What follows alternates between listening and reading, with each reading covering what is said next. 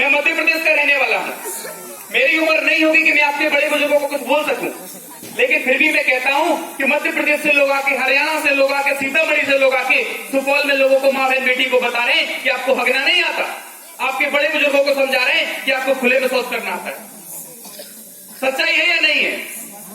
ये रात्रि चौपाल इसलिए किया गया है कि हम लोगों को हगना नहीं आता, केवल इसके लिए सिखाया जा रहा है कि हम यहाँ पे आए हैं, आपको बताया जा रहा है। क्या हमारी संस्कृति और सभ्यता ऐसी है कि कोई लोग आके हमको यहाँ पे बताए? सही बात है, गलत बात है माता जी? अगर इतना दिन हमको हो गया, भर दिन अपना जीवन का हम कोई भार होता है तो बोलते हैं सरकार करेगी, सरकार करेगी। सुनिए, मैं बता देता हूँ सरकार के बारे में छोटा सा बात आपको, आप भी समझ लीजिए। सरकार हमारे लिए क्या करती है, प्रशासन हमारे लिए क्या करता है, वो आप भी जान लीजिए। जीवन में कभी नहीं कहेंगे। आप सब लोग इतने यहाँ पे बैठे हुए हैं, मैं तो सुना हूँ जब पेट में बच्चा आता है, शादी करके जब पेट में बच्चा होता है, उसको इंजेक्शन सरकार उसकी माँ को भी अपने कंधे में, हाथ में डीपीडी, डीसीजी, बीसीजी का टीका लगवाती है कि नहीं लगवाती है? आंगनबाड़ी आशा दीदी यहाँ पे बैठे लगाते हैं नहीं लगाते आप टीका? जब बच्चा थोड़ा सा और बड़ा हो जाता है, जब बच्चा जन्म ले लेता है, उसके बाद माँ को जब बच्चा जन्म लेने का जच्चा बच्चा का पैसा मिलता है कि नहीं मिलता है? मिलता है कि नहीं मिलता है? मिलता है। उसके बाद जो बच्चा थोड़ा बड़ा हो जाता है, नर्सरी में पढ़ता है, स्कूल में एडमिशन लेता है, उसको सरकार किताबों का व्यवस्था करवाती है, स्कूल में पढ़ने का व्यवस्था करवाती है, अपने गणवेश का व्यवस्था करवाती है। करती है नहीं करती? थोड़ा सा और बड़ा हो जाता है तो उसके लिए सरकार जैसे भी हो हर काम व्यवस्था करने का तैयार रखती है। वृद्धा पेंशन ले लीजिए, इंदिरा आवास ले लीजिए, हर कोई व्यवस्था सरकार करती है। और मैं तो सुना हूं अगर लोग मर जाता है तो बिहार सरकार उसमें भी पैसा देती है। कफन का पैसा मिलता है कि नहीं मिलता है? आवाज नहीं आ रहा है मुझे। पूरे इंडिया में केवल एक प्रदेश ऐसा है आपका बिहार, जहां लोग मरने के बाद भी कफन का पैसा मिलता है। मैं एक घटना बताता हूं आपको। बेगूसराय एक जिला है आप ही के बिहार में। उस समय में बेगूसराय में था, लगभग आज से 6 महीने पहले की बात है। दीदी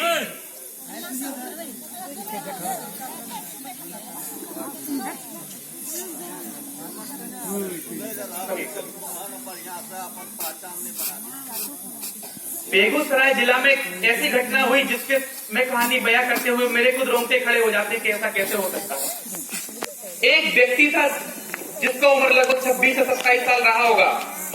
उसका बाप का मृत्यु हो गया और लाश घर में पड़ी हुई है उसकी बाप की।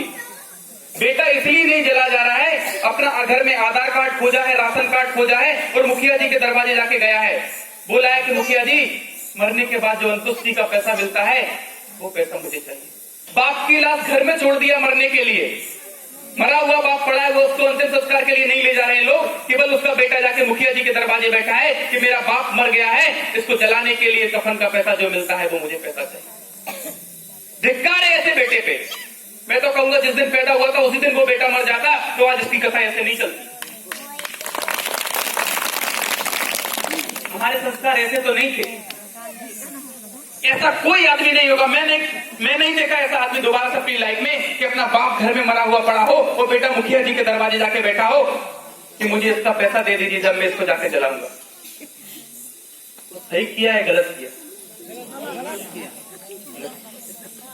हमारी स्थिति, मैं नहीं कहता कि हम सब ऐसे हो गए हैं, लेकिन अधिकतर स्थिति देखा जाए हम सब स्थिति में ऐसी में ही आ गए।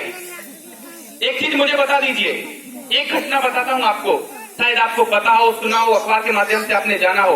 आप ही के जिला में एक प्रखंड पड़ता है मरोना, नाम सुने कि नहीं सुने हैं?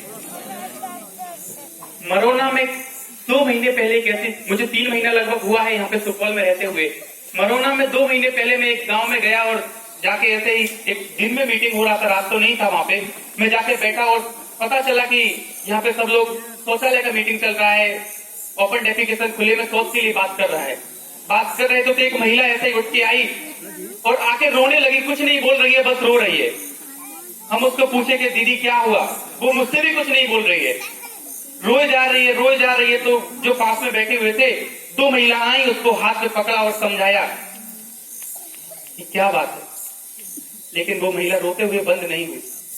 हम जाके उस कुर्सी पे से उठे और उसी के पास जाके नीचे में बैठ गया, उस महिला के पास, और जाके उनसे पूछा कि क्या हुआ। तो बोलती है कि आपने बहुत देर कर दी आने में, मुझे नहीं पता था उससे क्या शब्द थे और क्या मुझसे बोलना चाह रही थी वो। इतना उनसे मेरा बात हुआ तो जो पास में उनकी जो महिला उनको समझा रही थी वो बोली कि बहुत बुरा हुआ है इनके साथ। हम बोले कि क्या हुआ इनके साथ में? तो बोलती थी कि आज से लगभग 2 साल पहले की बात है, इनकी बेटी थी जिसका 16-17 साल उम्र था उस समय में, और शाम का बरसात का मौसम था उस समय में, और शाम के टाइम बाहर जा रही थी लोटा या डब्बा बोतल लेके, जो भी जाते हैं आपके यहाँ पे लोग। 6:30 से 7 बजे का टाइम हुआ होगा और वो शौच के लिए बाहर गई और देखा उसके माँ बाप ने कि 2 घंटे हो गए हैं और मेरी बेटी अभी तक नहीं आई है। जवान बेटी अगर घर से बाहर जाए, माँ बाप को चिंता होता है कि नहीं होता है? सबसे ज्यादा माँ बाप से चिंता किसी को नहीं होता है। उसके माँ बाप रात में बैटरी लेके गए, उसकी बेटी देखी तो झाड़ियों में पड़ी हुई थी। उसकी ऐसी लहूलुहान हालत में थी जिसकी स्थिति में यहाँ पे बयान नहीं कर सकता।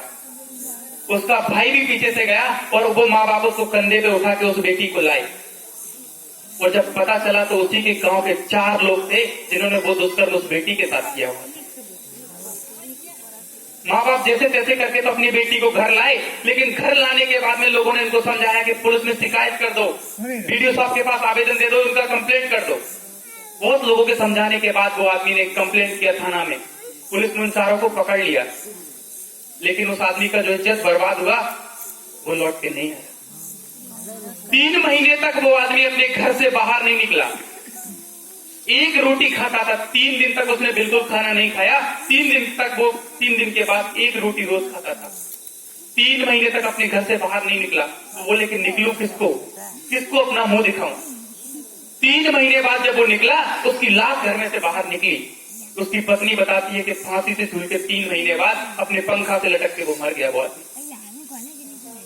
उसकी पत्नी रोते हुए मुझसे कहती है कि साहब जो मेरे साथ हुआ वो किसी दूसरे के साथ ना हो, और आज दिन तक उसकी बेटी का किसी ने शादी नहीं किया, ऐसी की तैसी अपने घर में बैठी हुई है वो बेटी। उसका कसूर केवल इतना था कि वो हर सोच के लिए गई थी। गांव के 4 बदमाशों ने, उसी के गांव के 4 लड़के थे, उन्होंने उसके साथ दुष्कर्म किया। बोलती कि मेरा घर तो ऐसा बिगड़ा, मेरी बेटी के साथ ऐसा घटना हुआ, मेरा पति मुझे छोड़ के चला गया, तो मैं अकेली नारी, अब मैं क्या करूं अपने जीवन में। मैं भी कहती हूँ कि भगवान मुझे मौत आ जाए, लेकिन भगवान है कि मुझे मौत नहीं देता है। मैं क्या कह सकता था उस नारी से, क्या कह सकता था उस महिला से। मैं बैठा और उसके साथ 20 मिनट और बैठा मैं उसके साथ। मैं बोला कि दीदी अगर मैं आपके लिए कुछ कर सकता हूँ तो मुझे जरूर बताइएगा। वो बोली कि क्या करें, जिसको होने को यही मंजूर था वो हो सकता है। उस महिला ने खड़े होकर, जितने भी लोग उस गांव के 400 लोग बैठे हुए थे, उसने कहा कि जो मेरे साथ वो घटना हुई, मैं नहीं चाहती वो किसी दूसरी मेरी बहन के साथ हो, किसी भाई के साथ हो। मेरा पति तो मुझे छोड़ के चला गया, वो वापस नहीं आ सकता। मेरी बेटी की इज्जत लुट गई, वो वापस नहीं आ सकती। समाज में जो मेरा मुंह नीचा हुआ है वो कभी ऊंचा नहीं हो सकता है। लेकिन मेरा प्रयास केवल इतना ही है कि जो मेरे साथ हुआ वो किसी दूसरे गांव वाले के साथ ना हो। और पूरे गांव में वो महिला सुबह और शाम पूरा अलग जगह की थी। उसी महिला के चलते वो पूरा पंचायत मात्र 47 दिन में ओडीएफ हुआ, और सब लोगों ने अपने घर में व्यवस्था की। उस महिला को सबसे बड़ा श्रेय जाता है। मैं कहूंगा एक बार जोरदार तालियां उस महिला के लिए आप बजाएं। हम लोग बहाना करते हैं गरीब आदमी। मैं गरीबी के लिए 2 बातें बताना चाहता हूँ। लोग कहते हैं मैं गरीब आदमी अपनी व्यवस्था कैसे करूंगा। उस महिला की स्थिति भी ऐसी थी कि घर में उसको खाने को नहीं था। जैसे तैसे अपना काम चला रहे थे वो लोग, लेकिन जब इज्जत की बात आती है, मैं तो कहता हूं कि अमीर आदमी से इज्जत ज्यादा गरीब आदमी